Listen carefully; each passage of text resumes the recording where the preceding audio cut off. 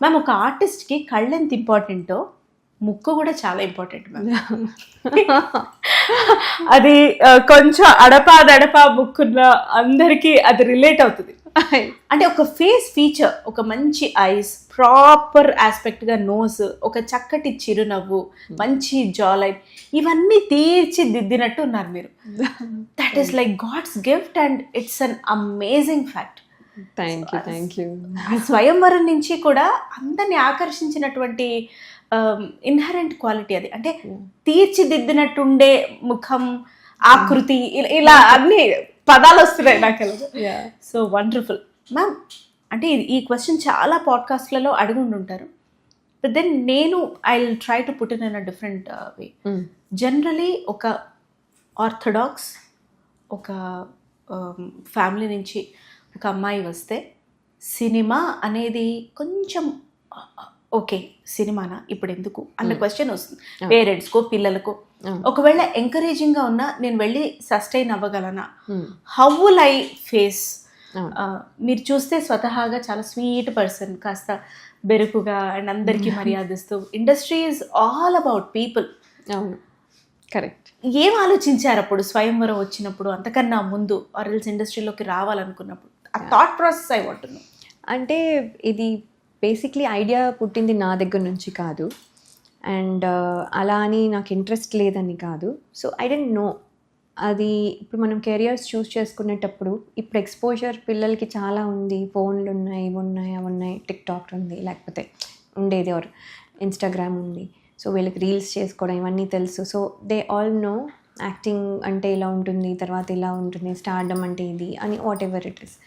అప్పుడు టీవీలు అంత ఎక్కువ లేవు, ఉన్నా కూడా ఏదో ఒక న్యూస్ ఏదో ఒకటి వచ్చేది, ఎప్పుడో సాటర్డే సండే ఒక సినిమా వచ్చేది, ఇలా తప్ప ఎక్కువ లేదు. అండ్ ఎప్పుడో వారానికి ఒకసారో లేకపోతే వారానికి ఒకసారి, దట్స్ టూ లగ్జరీ అనుకోండి. బాగా సినిమా చూసేవాళ్ళు అయితే వారానికి ఒకసారి సినిమాలకి వెళ్ళేవాళ్ళు. మా లాంటి వాళ్ళు అయితే 6 నెలలకు ఒకసారి అలా వెళ్ళి చూసేవాళ్ళు. సో సినిమా నాలెడ్జ్ కూడా తక్కువ. సో ఏమైందంటే బికాస్ ఆఫ్ దిస్ మాకు సినిమా అనేది ఒక కెరియర్ ఉంటుంది, దాన్ని చూస్ చేసుకోవచ్చు అనే ఐడియా లేదు. మోడలింగ్ అనే కెరియర్ ఉంటుంది, లేకపోతే ఇలాంటివి ఏమీ తెలీదు. ఇప్పుడు ఇంజనీరింగ్ డాక్టర్ అదే ఉండేది, ఇంకా లా అనే అలాంటిది కూడా ఉండేది కాదు. సో దట్ ఈస్ వాట్ మా సరౌండింగ్స్లో, నా సరౌండింగ్స్లో ఎక్కువ అలా ఉండేది. సో 10th అయిపోగానే ఎంపీసీయా బైపీసీయా, ఎంపీసీ అవుతే ఇంజనీరింగ్, బైపీసీ అవుతే మెడిసిన్, అంతే. అంటే బైపీసీలో కూడా there are so many other things that you can do. You can become a scientist, you can become you can do lot of things అనేది కూడా తెలియని ఒక, ఆర్ తెలీదు అనడం కంటే పాపులర్, దీస్ ఆర్ పాపులర్ అలా ఉండేది. సో ఎప్పుడు సినిమా అని కానీ, యాక్టింగ్ అని కానీ, పోనీ యాంకరింగ్ అని కానీ కూడా ఎప్పుడు ఒక థాట్ కానీ ఒక ఐడియా కానీ ఎవరు ప్లాంట్ చేయలేదు, నాకు రాలేదు.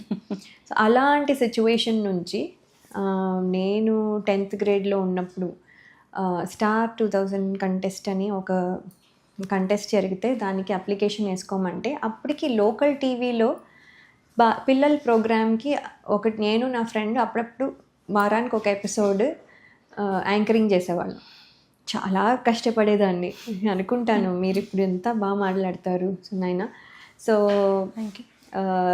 మీరు అంత బాగా మాట్లాడతారు కదా. సో ఆ టైంలో నాకు ఎక్కువ ఎక్స్పోజర్ లేదు, కానీ జనరలీ నేను మాటగారి కాదు అనే ఫీలింగ్ నాకు. సో నా గురించి అయితే నేను చెప్పగలను, కానీ వేరేగా ఏదన్నా తీసుకున్న ఒక టాపిక్ గురించి అలా అలా అలా మాట్లాడేది అంటే బోరు కొట్టకుండా మాట్లాడేస్తాను. బోరు కొట్టకుండా అనేది ఇట్స్ డిఫికల్ట్. సో అలాంటి టైంలో ఒక స్క్రిప్ట్ ఇచ్చి ఆ స్క్రిప్ట్ని యాంకరింగ్ చేయమంటే కొంచెం డిఫికల్ట్గా ఫీల్ అయిన మాట వాస్తవమే, కానీ but I use to still do it.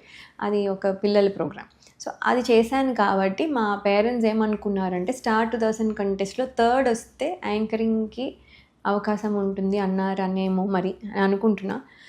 That మా ఫ్రెండ్, నేను ఆ యాడ్ చూసి మా ఫ్రెండ్ అంది మనము ఇది అప్లై చేద్దామని. అసలు మనమేంటి, హీరోయిన్ ఏంటి, ఏమనుకుంటున్నారు, ఇలా తీసి ఇలా డస్ట్బిన్లో పడేస్తారు, ఎందుకు మన ఫోటోలు వేస్ట్, ఏం అక్కర్లేదని. ఓ అవునా సర్లే అని కూడా తను కూడా వి బ్యాక్డ్ ఆఫ్. అయిపోయిన తర్వాత మా అమ్మ అదే రోజు మధ్యాహ్నము షీ ఆస్క్డ్ మీ, ఏంటి నువ్వు వేద్దాం అనుకుంటున్నావా, వేయనా అప్లికేషను అంటే మళ్ళీ అదే ఆన్సర్ చెప్పాను. మా అమ్మ ఆహా అని నాకు తెలియకుండా పెట్టేసింది.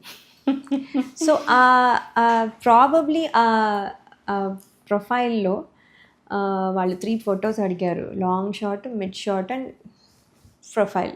సో ఇవి ఇచ్చారు. అండ్ దెన్ మనం బయోడేటా రాయాలి కదా, దాంట్లో మాత్రం ప్రాబ్లీ డాన్సర్, చిన్నప్పుడు ఒక సినిమా చేశాను, ఇలాంటివన్నీ ఉన్నాయి. దానివల్ల ప్రాబబ్లీ దే పిక్ట్ అనుకుంటున్నాను. సో ఎవ్రీ టైం ఒక్కొక్క లెవెల్ క్లియర్ చేసుకుంటూ వచ్చి ఫైనల్స్ వరకు వచ్చి, so I ended up second.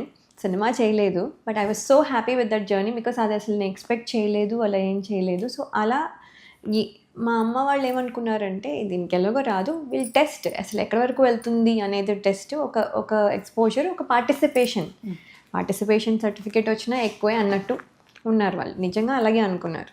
అది సెకండ్ వరకు వచ్చింది. సెకండ్ వచ్చింది కాబట్టి కూడా we didn't have to take any decision, 10th class మానేయాలా, సినిమా చేయాలా, ఈ డెసిజన్ ఏం లేవు కాబట్టి హ్యాపీగా వచ్చేసాం. Till there was fine. తర్వాత ఏమైందంటే ఆఫర్స్ వస్తూ ఉన్నాయి. సో రాఘవేంద్రరావు గారు చెప్పారు, సిస్టర్ రోల్స్ అడిగితే think you want to be a main lead, then you should not be doing. ఆ టైంలో అలా ఉండేది, ఇప్పుడు అలా లేదు. బట్ ఆ టైంలో సైడ్ రోల్స్ లాగా ఏమైనా చేస్తే అది అలా ఫిక్స్ అయిపోతారు, కేటగరైజ్ చేసే అవకాశం ఆ టైంలో. సో అందుకని ఆయన చెప్పారు, నువ్వు లీడ్ రోల్స్ చేయాలనుకుంటే డోంట్ టేక్ దిస్ అప్ అని. సో అలా ఏవో వచ్చాయి కూడా, అప్పుడు నేను రెడీగా కూడా లేను బికాజ్ నేను సో 10th అంతా కూడా చేయలేదు. సో 1 year అయిపోయాక ఏమైందంటే స్వయంవరం వచ్చింది, అది లీడ్ రోల్, అది కూడా సోలో హీరోయిన్. అప్పుడు వెళ్ళి అడిగితే ఎక్స్పీరియన్స్ వస్తుంది, చేయొచ్చు, తప్పేం లేదు అన్నారు. అంటే సరే అని వాళ్ళు వచ్చి మా అమ్మ వాళ్ళని అడిగి, వాళ్ళు సెలవుల్లోనే ఫినిష్ చేస్తాను అంటే అది కూడా ఎంత ఇన్నోసెంట్ కాకపోతే అది నమ్మాము అందరము. ఇప్పుడు నాకు నవ్వు వస్తుంది, మీరు నవ్వులో కూడా నాకు అర్థమవుతుంది. ఇదే ప్రాబబ్లీ అందరు కూడా అనుకుంటారు, అంత నమ్మేసావా. లేదండి, ఇప్పటికీ మీకు ఆ ఇన్నసెన్స్ ఉంది. అవును, అది యాక్చువల్లీ రిఫ్లెక్ట్ అవుతోంది. Please continue. సో అనగానే ఓకే, చాలా ఆశపడిపోయి, okay that's an extra curricular activity that I will finish it in my summer holidays and I can go back to my intermediate, హ్యాపీగా చేసుకోవచ్చు అన్న దాంట్లో అది సైన్ అప్ చేస్తే, అది ఫస్ట్ డే షూట్ ఓపెనింగ్ రోజే ద టీమ్ గాట్ ఏదో ఒక ఇష్యూ వచ్చి టీం విడిపోయారు. సో వేణుగారు ఎండెడ్ అప్, నేను వేణుగారు ఉన్నాము. అప్పుడు చంద్ర సిద్ధార్థ గారు డైరెక్టర్, అలాగే ఆర్పి పట్నాయక్ గారు మ్యూజిక్ డైరెక్టర్, వాళ్ళిద్దరూ సెలెక్ట్ చేశారు యాక్చువల్లీ నన్ను, వాళ్ళిద్దరూ తప్పుకున్నారు. సో ఇప్పుడు నేను ఉండాలా లేదా తెలియని సిచ్యువేషన్లో మళ్ళీ కొత్త డైరెక్టర్ వచ్చి వాళ్ళందరూ మళ్ళీ టెస్టులు చేసి అవన్నీ చేసి అయ్యేసరికి 1 year అయ్యింది. నెక్స్ట్ ఇయర్ కానీ రిలీజ్ అవ్వలేదు. నేను అనుకున్నాను ఎక్కడ సమ్మర్ హాలిడేస్, ఎక్కడ 365 days. రియల్గా ఇది కరెక్ట్గా ఏప్రిల్లో ఓపెనింగ్ అయింది, నెక్స్ట్ ఇయర్ ఏప్రిల్కి రిలీజ్ అయింది. అది లక్కీగా ఏప్రిల్కైనా రిలీజ్ అయింది. So that is what happen. అది 1998లో స్టార్ట్ అయ్యి 1999లో రిలీజ్ అయింది. అయిన తర్వాత మేము అందరం చూసుకోవడానికి వెళ్ళాము. మేము అనుకున్నాం ఇది ఎవరు ఆడుతుంది, అందరూ కొత్త వాళ్ళు, అసలు ఏమి ఆడుతుంది అనుకుని ఏదో ఓకే నేను చేశాను అని అనుకుందాంలే అనుకున్న దాన్ని, అది సూపర్ హిట్ అయిపోయేసరికి ఇంకా then my journey started. So అప్పుడు కానీ నాకు రియల్గా ఇంట్రెస్ట్ అనేది కానీ ఇది ఒక కెరియర్గా తీసుకోవచ్చు, నేను కూడా ఐఎమ్ వర్త్ ఇట్. స్టార్ 2000లో వచ్చినా కూడా అదేదో కాంపిటీషన్కి వెళ్ళాను, గెలిచాను. నెక్స్ట్ టైం కాంపిటీషన్కి వెళ్తే గెలుస్తానో లేదో, మనం డాన్స్ కాంపిటీషన్కి వెళ్తాం, మనం ఒకసారి గెలుస్తాం, ఒకసారి గెలం, మనకంటే బాగా చేయొచ్చు. మనం పిక్ చేసుకునే item probably may not be that good that time, అప్పుడు రాదు. డజంట్ మీన్ మనం బాగా చేయలేదని కూడా కాదు. సో ఇలాంటి కాంపిటీషన్ అనేది ఎవరైనా గెలవచ్చు. సో అది నేనేం పెద్ద నేను గెలిచాను కాబట్టి నేనేదో తోపు అని అనుకోలేదు. So I did not think that way. But అది ఎప్పుడైతే సినిమా హిట్ అయిందో అప్పుడు నేను ఇంకా అనుకున్నాను, ఓకే జనాలు ఏదో చూసి యాక్సెప్ట్ చేశారు, నాకు ఇచ్చారు అనుకోకుండా, they gave me this, now I should utilise this. Wonderful అండి.